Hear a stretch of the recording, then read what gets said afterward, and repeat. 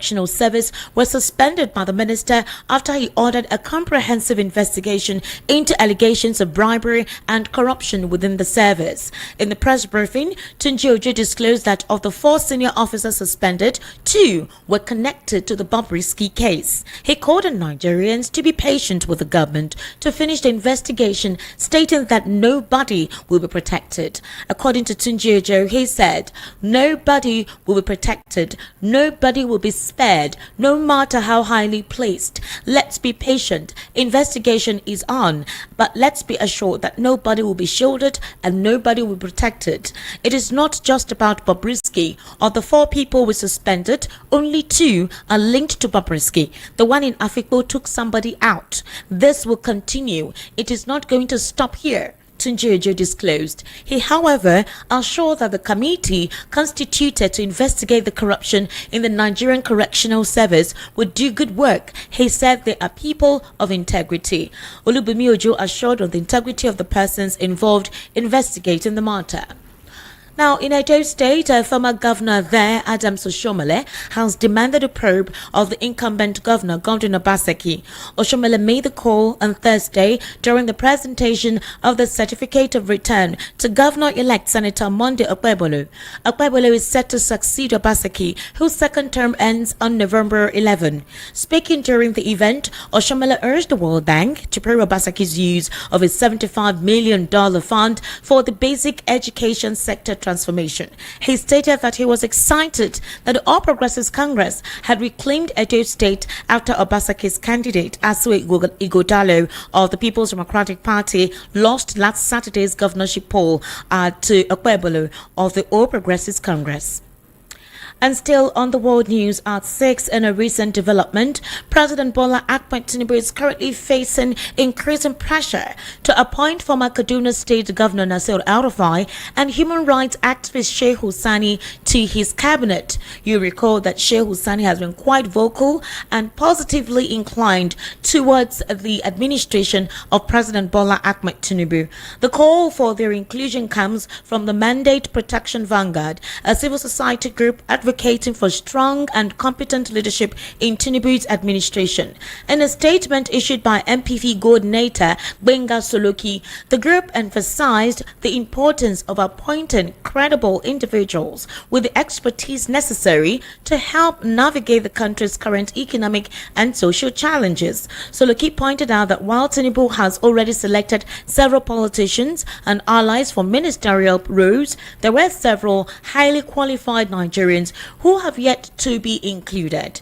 Also, Nigeria's economic situation, which has worsened in recent months, leading to widespread calls for an injection of fresh talent into the federal cabinet. According to the group, the appointments of El-rufai and Shehu Sani would offer the administration strong leadership required to address these issues head-on.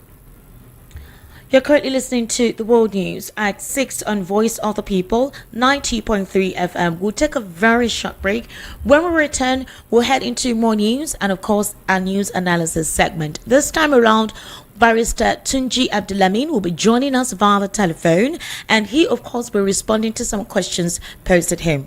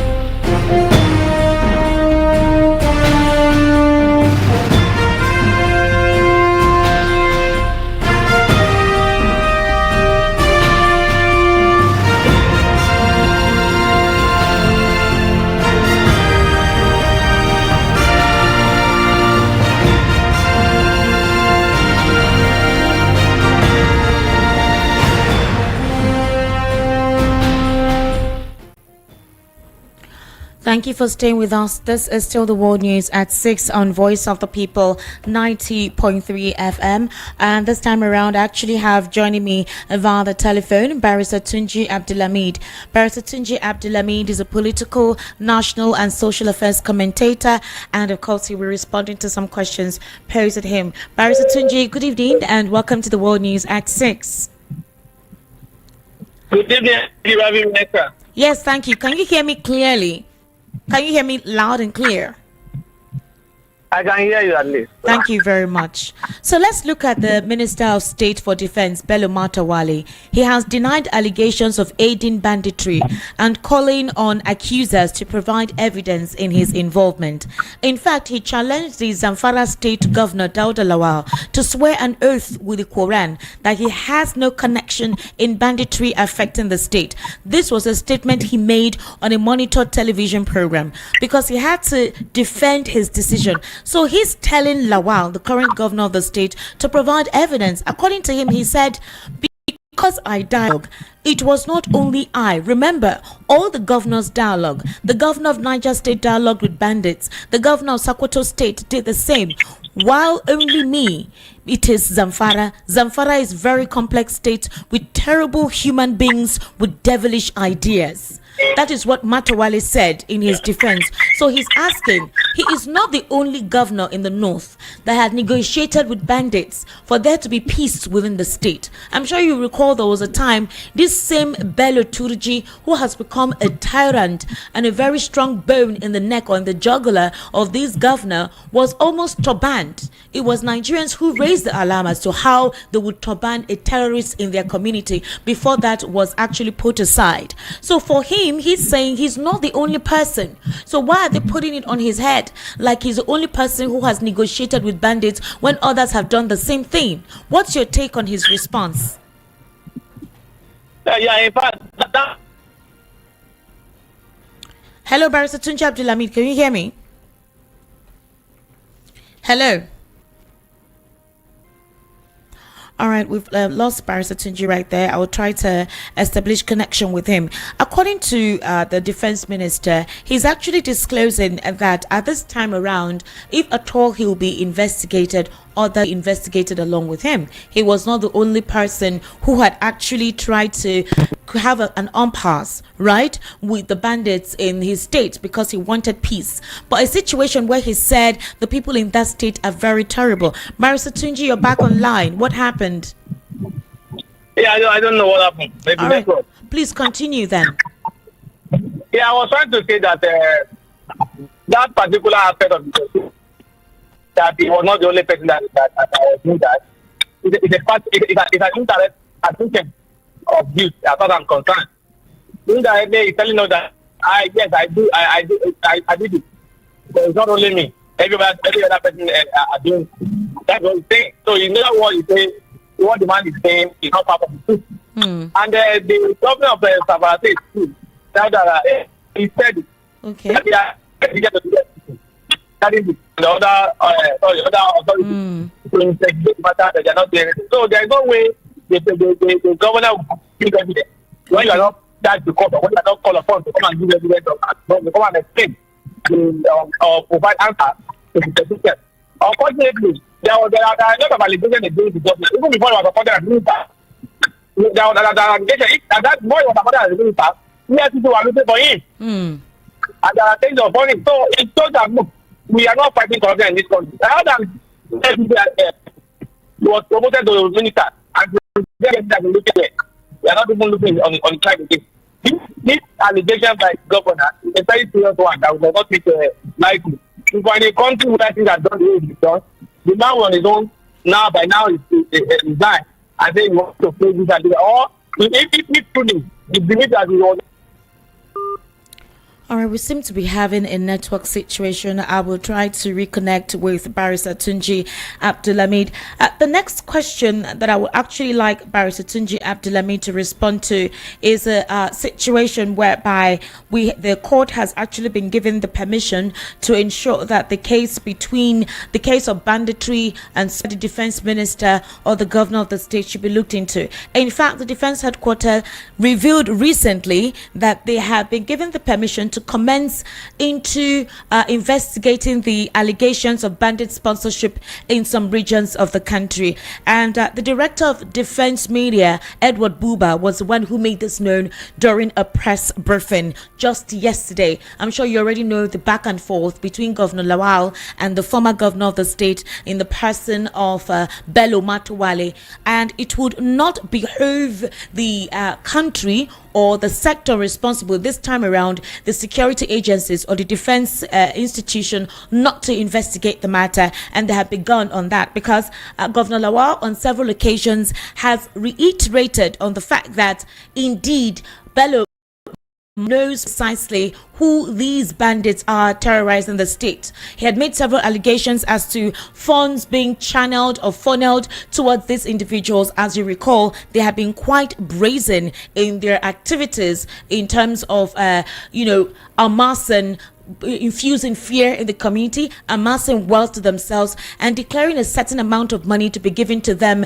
by the community members. In fact, they mandated that they should be paid a certain tax. If that is not met, they can't go to their farmlands, they can't do what they need to do in the community. I'm still trying to establish connection with Barrister Tunji Abdulamin. In the process, we're talking about the situation with Idris Okuneye, also known as Bobrisky. I'm sure a couple of us have, if you've been following the content on this platform, where you have been hearing the update on the situation. Also, if you're on X, you'd have been hearing the back and forth between a very individual called Very Dark Man, who says he has more audio recordings or phone conversations recorded which implicates Idris Okuneye, also known as Bobrisky. Now, the case is the fact that Bobrisky claims to have actually spent 6 months in jail in Kirikiri prison, but based on the recording that circulated on social media, but which of course sounds like him,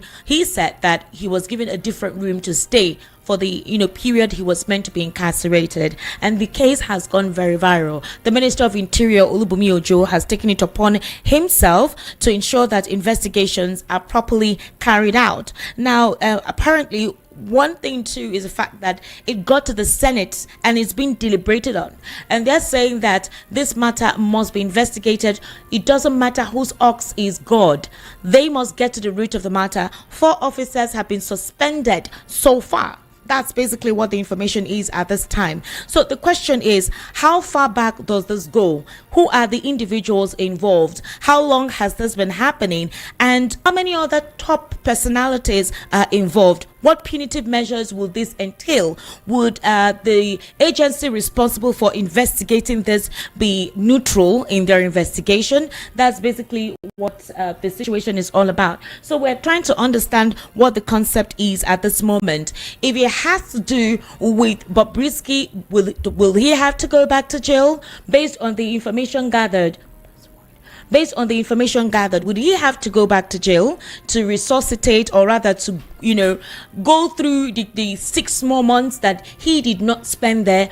Who are the agencies, and what will be the next move this time around? Precisely, the Minister of Interior taking upon this case. What about other individuals who are known to do this? Other high-profile individuals who are supposed to spend their time in jail, who have not? Will this investigation go far back? These are the questions that a lot of Nigerians actually want to know the response to. Then, of course, Edo election is another question that I wanted to ask Barrister Tunji Ojo about. Now, there are allegations that some individuals were given 5,000 naira, bread and other items, for them to vote for the APC, and they're actually revealing the fact that the authentication of the results as declared by INEC is not what they can stand by. So in that regard, the question is, INEC has declared the governor of the state, so the next thing is to go to court. Now, if each of these individuals have their evidence to prove otherwise, they can display there at the court. Asoe Godalu stands by the fact. We've also had other individuals who have come out with supposed evidence to prove otherwise, that some of the polling units, or would I say some of the wards, that the results were mutilated. That is, they were infusing other numbers inside it that made it seem like it went towards the favor of the All Progressives Congress. In the meantime, former governor of Edo State, Adams Oshomole, he's disclosing that the World Bank must investigate Obaseki. a couple of political critics would say that that was the reason why Obaseki wanted his own person to be there, so that there'll be no more investigation into how funds were utilized within the state. But now that the APC is there, they intend to ensure that whatever monies were used by that particular administration needs to be accounted for, and they're calling on the World Bank to investigate it. That's basically what it is. So will that actually take place? That's also another angle to the supposed conversation we're supposed to have this evening. I sincerely apologize that I seem to be trying to give a rundown, but these are the potential questions I intend to ask Barrister Tunji Abdulhamid. I'm still trying to have access to him, that is connect with him, to help us continue with the analysis on the world news at 6. There is a pressure on the presidency this time around, specifically. Barrister Tunji, are you back with us? Barrister Tunji Abdulhamid, can you hear me? Can you hear me clearly? Barrister Tunji Abdulhamid, can you hear me clearly? All right, let me call again.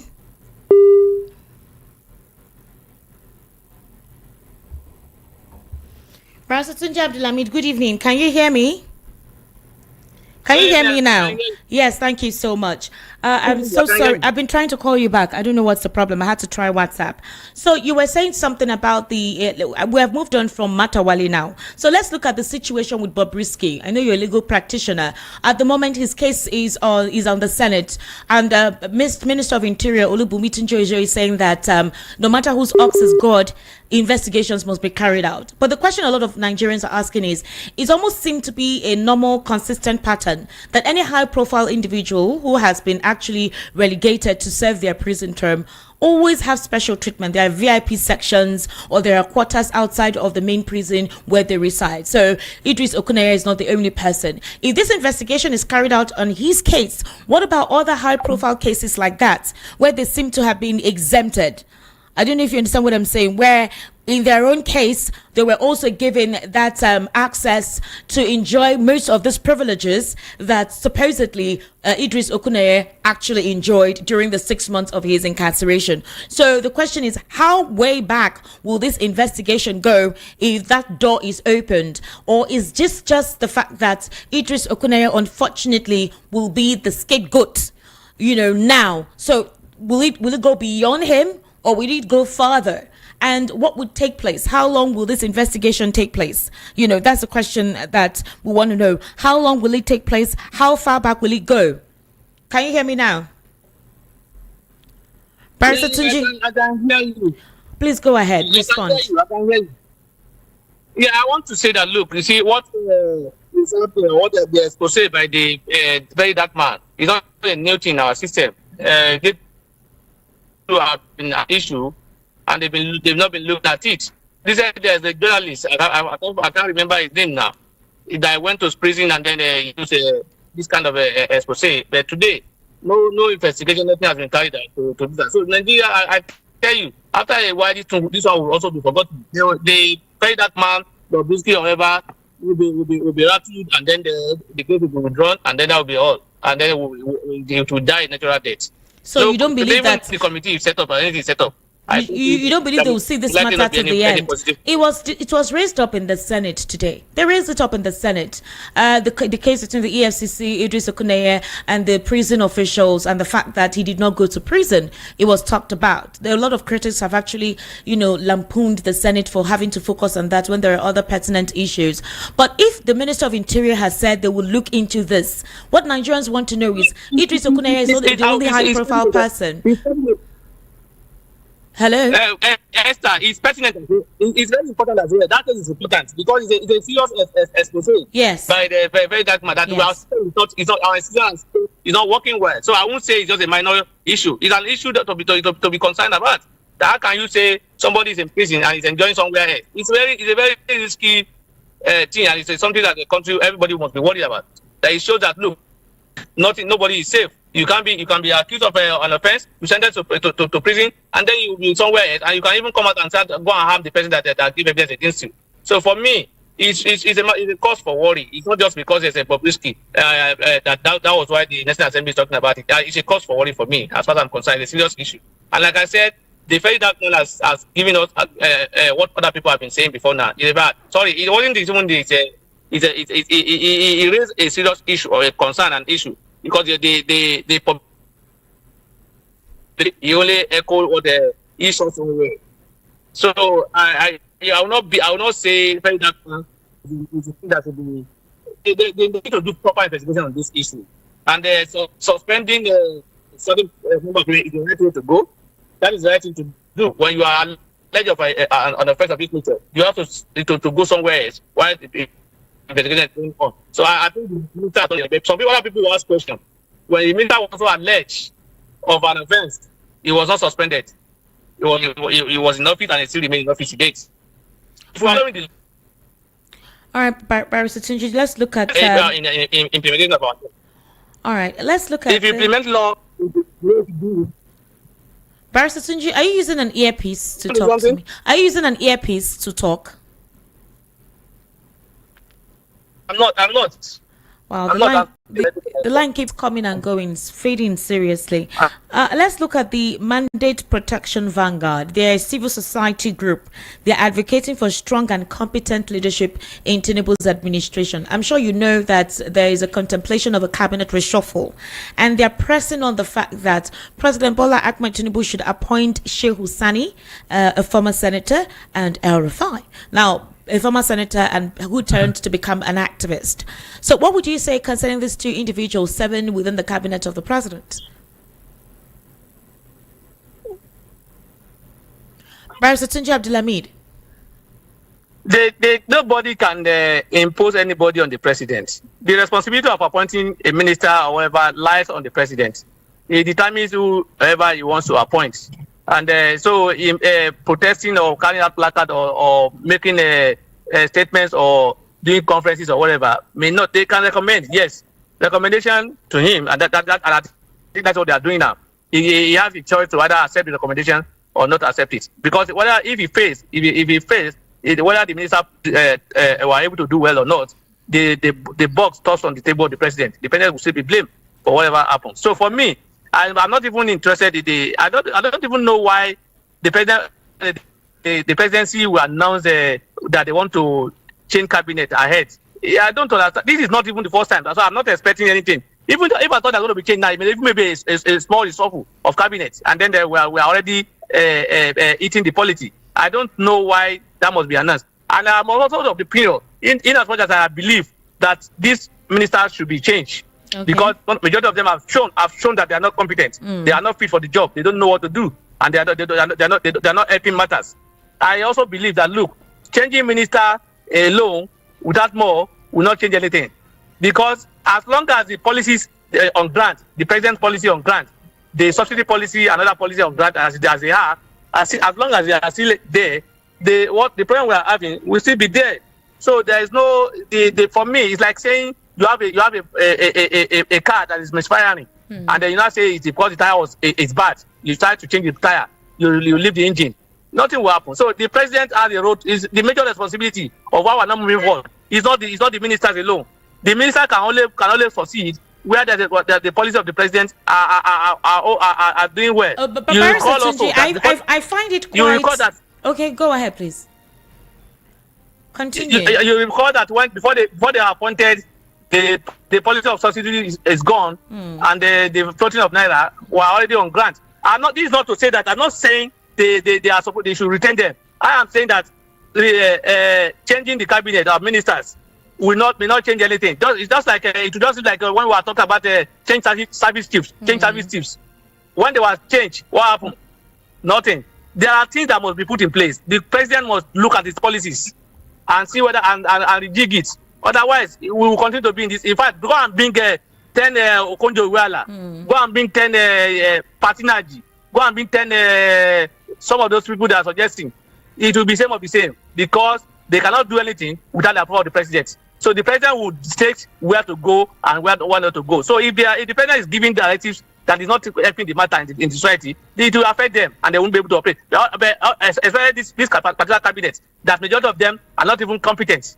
and the environment is also not conducive. So we have double problem on ground, double wahala, just like Baba Fela said. So for me, okay, don't you find it sardonic in the case of what's his name, El-rufai? We saw the process. El-rufai was somebody whom the president wanted to serve in his cabinet. We saw how the Senate, during the nomination process, when the president was putting his cabinet ministers together, where the Senate turned down, he wasn't nominated. So how come he's been placed on the block to be Esther, don't fall for the politics, Esther. Don't fall for the politics. All right. If the president wanted anybody to become minister, no matter what you have in your neck, you'll be cleared. In Nigeria that we have today, if the president wants you to be a minister and there are allegations on your neck, and the president wants you to be, they will clear you. This National Assembly, that will do anything that the president wants. The National Assembly, the fight that was not clear, they know what they are doing. It was a game of politics. So if the president wants anybody to be clear, when Matawali was facing an allegation of corruption, the Senate president was facing an allegation of corruption. Yes, he was made Senate president. Yes, it was clear as minister. The allegation on his neck was not looked into. So for me, I will not fall for that politics. The president does not want him to be minister. That was why it was not clear. That's my own opinion. All right, let's go to. And I don't even see what difference everybody will make. Everybody has been in government for how many years? What has he done differently? Why are we seeing him as a Superman that can do anything better? He cannot do better than those people that are there now. He will not change anything. He left Kaduna. We saw what he did in Kaduna. Nothing. So there are a lot of allegations against him after leaving office. All right, Barrister Tunji Abdulhamid, finally, before I let you go, the Edo elections is still, in talks. There's still a controversy surrounding how the Edo elections took place. For example, if we need to look at what transpired, can you hear me, Barrister Tunji? Can you hear me? I can hear you now. All right. So So in the case of what's his name? In the case of what transpired in Edo State, the Edo State citizens and CSOs and a couple of PDP members are saying that a huge malpractice or malfeasance took place. That is, electoral malpractice took place in Edo State. For example, they are alleging that 5,000 naira loaves of bread were used to induce persons to vote for the APC. But the APC, in responding, said that that's not the case, that a lot of Edo persons were no longer happy with Obaseki, that they were angry with him. And this was made by Agbon Naima. He said there was a report which was released by Yaga Africa saying that APC bought votes. And so he said if APC indeed buy votes, Yaga Africa should prove it. Because according to what they could see in Edo State, the residents were no longer of Obaseki. What's your take on that? And I think I'm happy with the president, with the federal government of Nigeria. Let the APC. Okay. If that is true, if they are not happy with the government with the PDP, they will not go for APC. They will go for Labour Party if they don't want a party to lead them. You see, Nigerian election is not election. It's just a selection. Sometimes it's about who can control the machinery of institutions like INEC and the police. Once you are able to control them, you get results, like it or not, and they become a pattern. God, come and prove it. Come and prove it. That has been always been the response. If you have any evidence, come and prove it. How do we get evidence? Where are you going to see it? So the point is that they know that it's going to be difficult for you to. Yes, continue. Provide evidence if you have any. Everybody, it's very clear. It's very clear that what happened in the state is a rape of democracy. They just you can't change the rules while the game is on. The collation is going on. You are changing venue collation without notice what happened. In that venue, they can so many things will happen. So in Nigeria, we have transparency system whereby those in the INEC, those security officers, we see themselves as working for Nigeria, not working for people in government or people party in power. As long as that is continuing, we will not have. We need transparency. Once there's transparency, and in that regard, we are going to a system that has to do generally with the technology. We may likely get it right in a way, to an extent. But the way we are going now, where you say transparency collection must be by manual process, it's trying to take people. Why can't we do it collection through transmission by way of electronics and electronics? I also know that even in Nigeria, with that one, people will still maneuver. Because Nigerian people, human beings are the one behind the electronic system. We can Nigeria is like for me. The president, bear in mind also that the president before the election said I will deliver Edo State to you, and yes, people are saying there was no Magomago in the Edo State. As far as I'm concerned, I may not have my proof in my hands. I may not have evidence, but it's clear that that was not the reflection of the people's what's it called, mandate. There's no serious state as of today we want to vote for any APC government the governor in the state. If truly they're looking for genuine development. Barrister Tunji Abdulhamid, thank you so much. You've actually taken quite a lot of time there.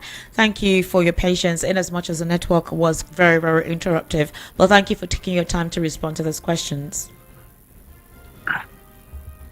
All right, to wrap up here again are the top stories. Defense Headquarters opens investigation into sponsorship of bandits. Court OK suit to compel federal government to probe ex-governor Matawali. Federal government goes ahead on Idris Okune, also known as Bobrisky, versus EFCC.